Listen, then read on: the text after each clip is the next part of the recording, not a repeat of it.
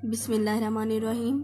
अस्सलाम वालेकुम बच्चों, कैसे हैं आप सब। इल्म में इजाफ़े की दुआ पढ़ लें। रब्बी ज़िदनी इल्मा, ए मेरे अल्लाह मेरे इल्म में इजाफ़ा फरमा। अच्छा बच्चों, आज हमने क्वेश्चन यूनिट नंबर 2 नात के क्वेश्चन करना है आज पहला। ठीक है, कल हमने अल्फाज मानी पूरे किए हैं, आज हमने इसका पहला क्वेश्चन करना है। देखें, क्वेश्चन है आप सल्लल्लाहु अलैहि वसल्लम की शान सबसे ज़्यादा कौन जानता है। आप सल्लल्लाहु अलैहि वसल्लम की शान सबसे ज़्यादा कौन जानता है। इसका आंसर है अल्लाह ताला। देखें, अल्लाह ताला। ठीक है बच्चों, क्योंकि हज़रत मोहम्मद सल्लल्लाहु अलैहि वसल्लम की शान सबसे ज़्यादा अल्लाह ताला ही जानते हैं, क्योंकि उनकी शान बहुत बुलंद है, बहुत ऊंची है। ठीक है, तो क्वेश्चन है आप सल्लल्लाहु अलैहि वसल्लम की शान सबसे ज़्यादा कौन जानता है। इसका आंसर है अल्लाह ताला।